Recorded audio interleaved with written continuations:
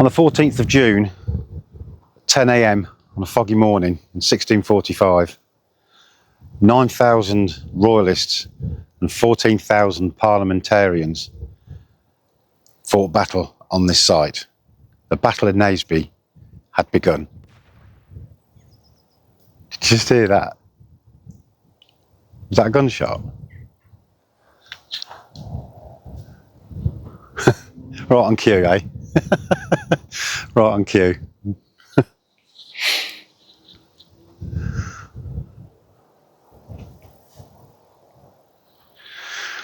Hi, my name's Kevin Mervyn and welcome to Restless Spirits.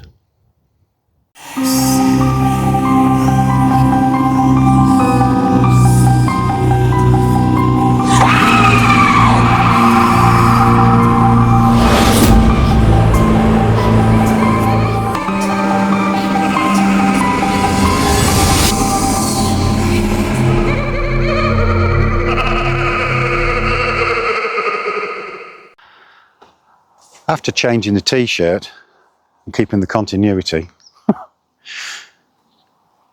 Parliament Army lost against the Royalist at Leicester, 31st of May 1645. Word got back to Fairfax while at siege in Oxford, and Parliament told him on the 5th of June, get yourself up Leicester and retake it. So Thomas Fairfax sent a message to Oliver Cromwell to join him as soon as possible at a village called Naseby, so they can put their plan together and retake Leicester.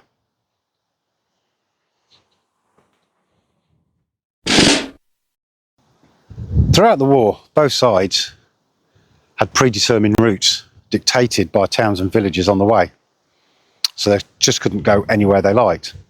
The reason why is because these towns and villages had stately homes and, more importantly, churches. Why, I hear you ask? Well, churches have got roofs, and on the top of the roofs they've got lead, and they needed that lead to make musket balls. So the soldiers will climb onto the roofs, throw down the lead, give it to their 10-year-old apprentices to make the musket balls. Thousands of them. But it didn't stop there, because the Parliamentarians were a little bit, how can I put it, rougher with the churches. They would knock down any martyr figures, they would destroy any paintings, any pictures, they would smash any crucifixes, purely because they're reminded of the Roman Catholic faith, and they didn't want that. The New Model Army was so called after January the 1st, 1645. No more a militia group put together as they marched forward, a rabble basically, as they were before. Now they were a professional national army put together and trained in their military trade. Yeah, okay, kit took a long time to get through, and pay was delayed for a couple of years. And yes, okay, some were conscripts, well, a lot. Well, most were conscripts. But apart from that, everything else was triff.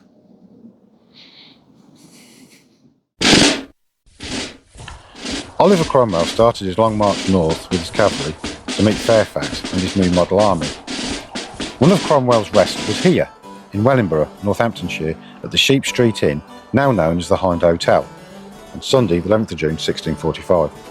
It is said that a servant girl standing outside Cromwell's room overheard him discussing battle plans with his generals, where it is rumoured that the king was planning his uplift of the Parliamentarian siege of his beloved Oxford, only to receive a somewhat distorted message from Royalist supporters that Cromwell was at Wellingborough and heading to Leicester, most likely via Market Harborough. And although it is known the king used many scout parties to search for Cromwell's cavalry, it may be because of this news the king postponed the retake of Oxford and diverted his army to ambush Cromwell somewhere between Wellingborough and Leicester, while separated from Fairfax's 7,000 strong New Model Army and being outnumbered 2 to 1. Then the Royalists could skip to Oxford, lift the siege, win the war, then back home in time for tea and medals.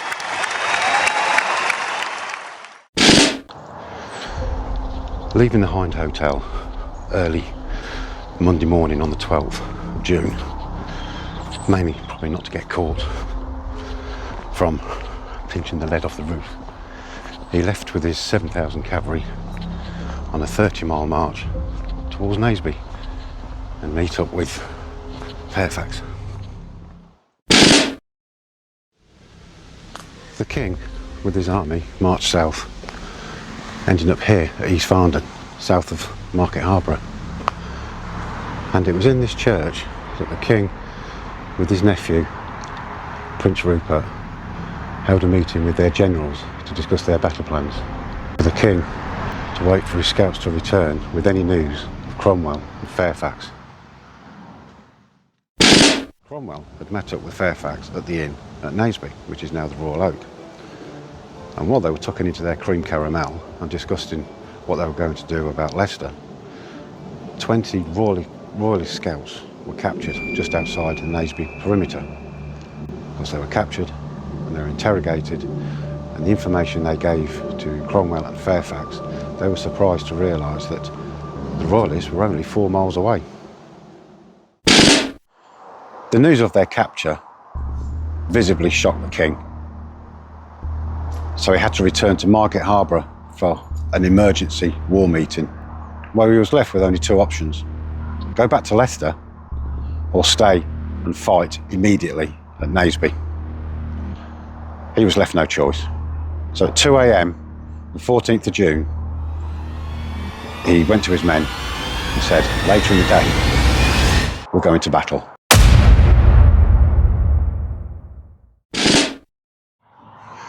With news of the Royalists being only 4 miles away further north, Cromwell and Fairfax decided to muster their troops at 3 a.m. to get them ready for the battle ahead.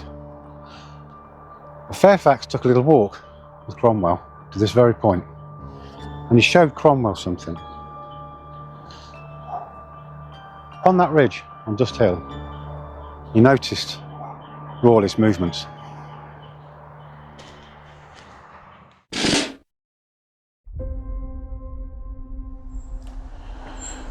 With this new information, at 8 a.m. on a foggy morning, Cromwell decided to move his army further back, over Mill Ridge to this position here, where the windmill once stood. He also ordered Oakey to position 500 of his dragoons northwest of Broadmoor Farm, over the other side of the Salisbury hedges. Now it's a case of hurry up and wait.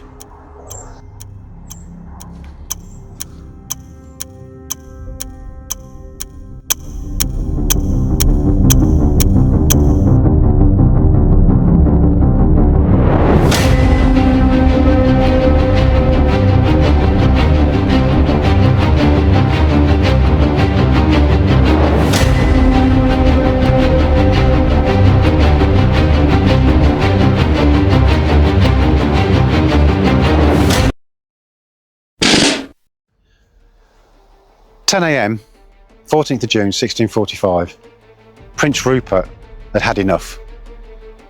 He could see, as far as he was concerned, that Fairfax's army were retreating.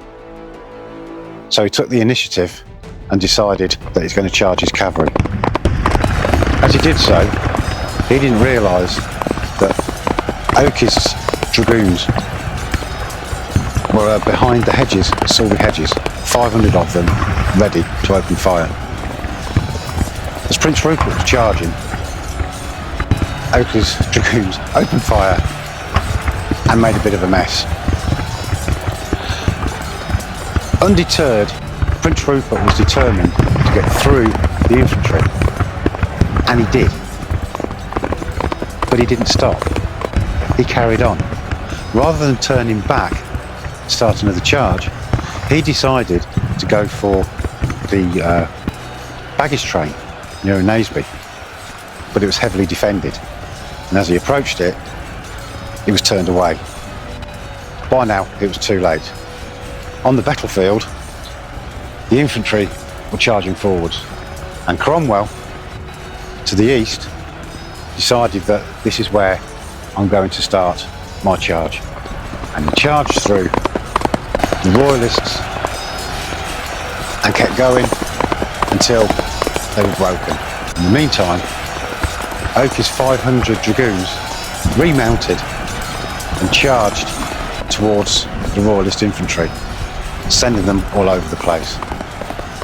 And it was a bloodbath. By the end of the battle, 2 hours later, 1,000 men lie dead from the Royalists, between 200 and 400 of the Parliamentarians. But nevertheless, it was a very bloody battle.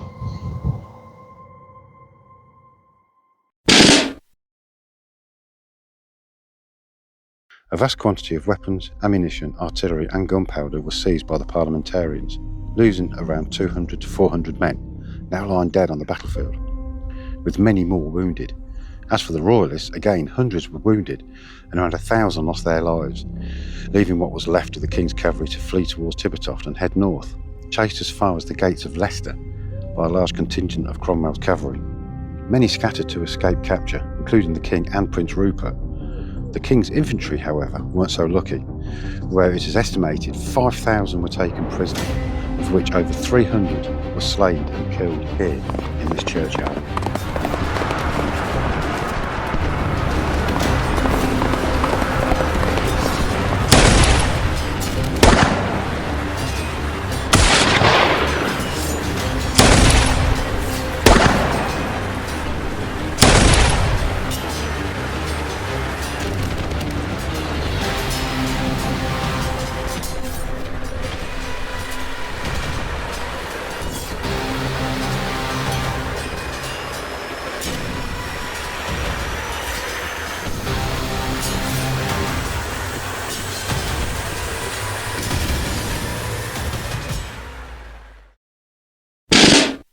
Cromwell's cavalry continued to charge across these fields just east of the church towards the King's baggage train.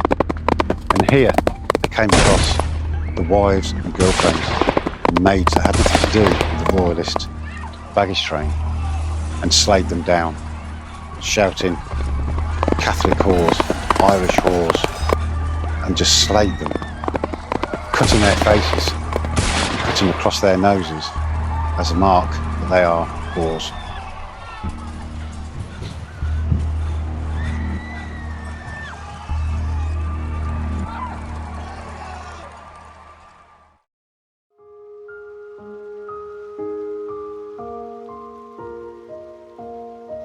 With many crops sown and harvested in this bloody battlefield, its screams 380 years later continue. Restless spirits disturbed with every plough, continually brought to the surface, reminded of their violent end on this fatal day. Desperately searching for answers and seeking deliverance, be they odours of gunpowder, the cries of battle, the distant signature of musket fire, apparitions of soldiers running, marching, and even cowering in hedgerows, slaughtered women sitting beside the road, waiting for their husbands to rescue them. This battle refuses to lay in peace. Will not lie in peace. It cannot lie in peace.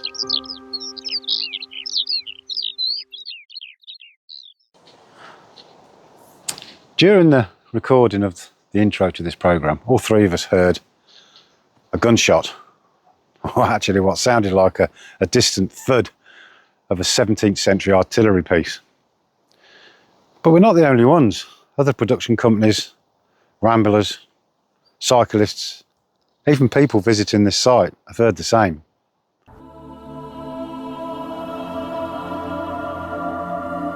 I can hear shooting from the field across the road. Can you hear the noises? There's probably just someone random shooting, but he's shooting.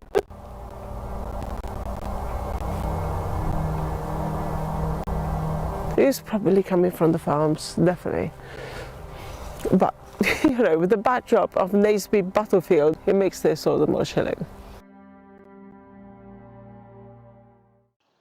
And it's hardly surprising.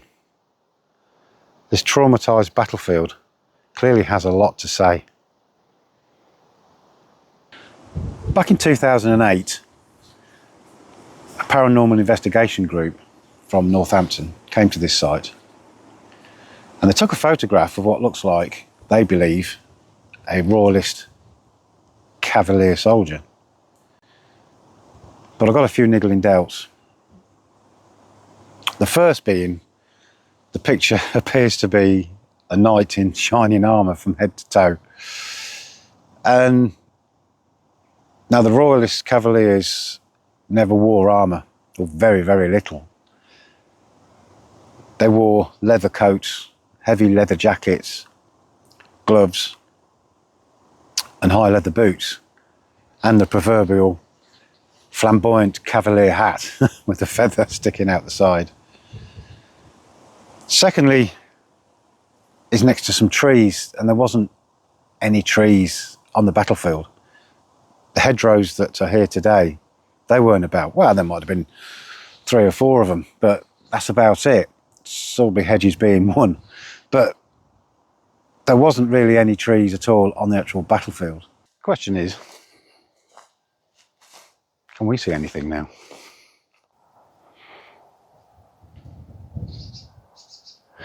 There's definitely a feeling here. It's peaceful, but it's not. That's not a very good explanation, is it? It's peaceful for us, but there's like a silent scream, if that makes sense.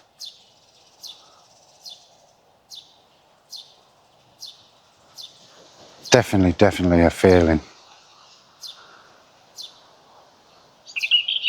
Wind in the trees, I don't know. Cries of battle.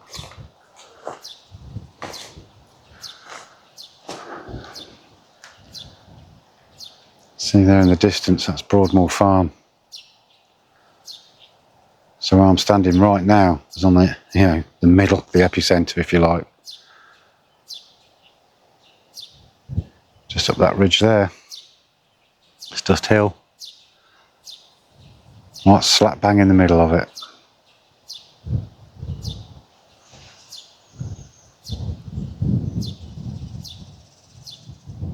There is a funny feeling. There is definitely a funny feeling. But I can't explain it other than a silent scream. I don't know.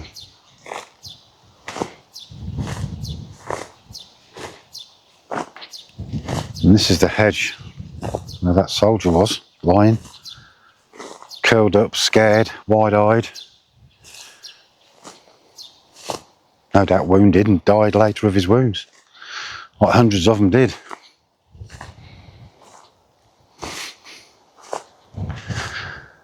But as today,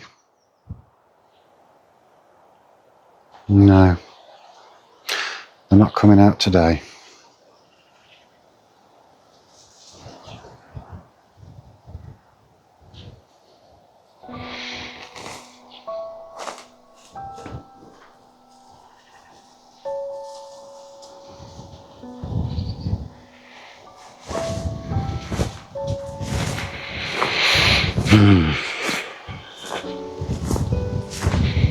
This is where it all happened, and this is where history is where it was made for today. This civil war probably changed the world, let alone the country. With a total of, what?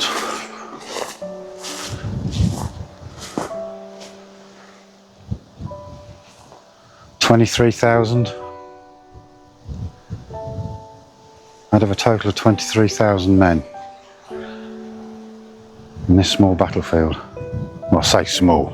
It's 1,000 yards up to that ridge, And the whole area took 4 square miles, but nevertheless, to change the world, it is remarkable.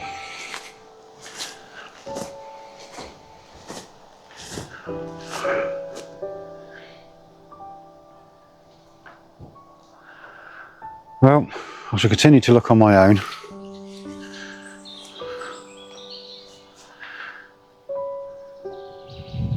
And maybe come across something. But I don't care. Being here is just remarkable.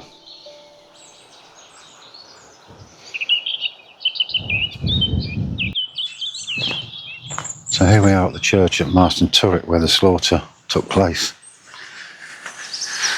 There the Royalist cavalrymen couldn't get any further. Over 300 apparently were slaughtered here.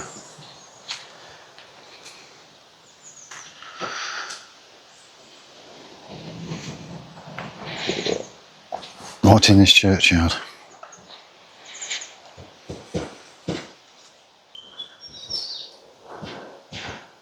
If there's anyone here who wants to talk to me, can do. If anyone that was slayed that day, any spirit that doesn't believe they're dead and continues to walk these grounds as he's supposed to, can I see you? Can I hear you? Can you give me a sign?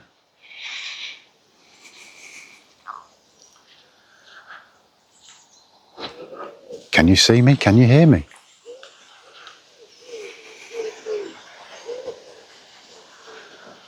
It's hard to imagine what it was like at that time. The chaos. For 300 of you to be slaughtered in and around this graveyard beggars belief. The noise, the cries,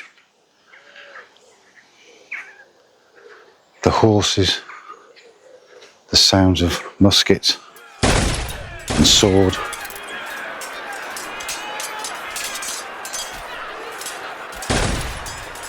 And yet today, it's very peaceful.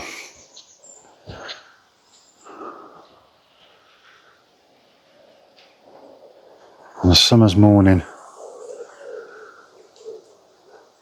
what date are we now? August the 9th?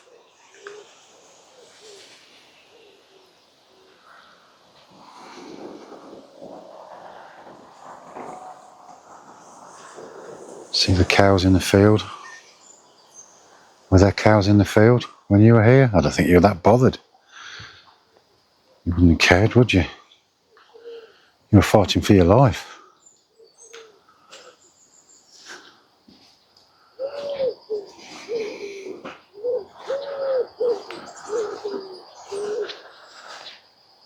Can anyone hear me?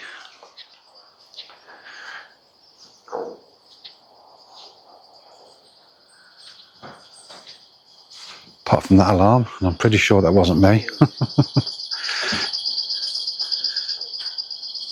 No, that's coming inside the church. Wasn't me.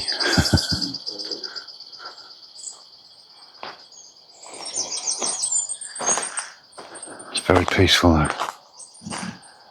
Very, very peaceful.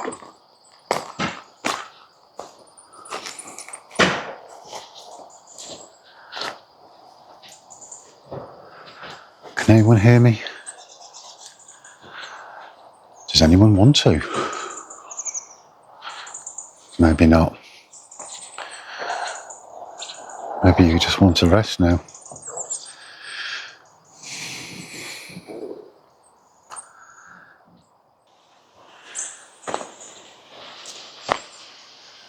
Rest in peace, guys. Rest in peace.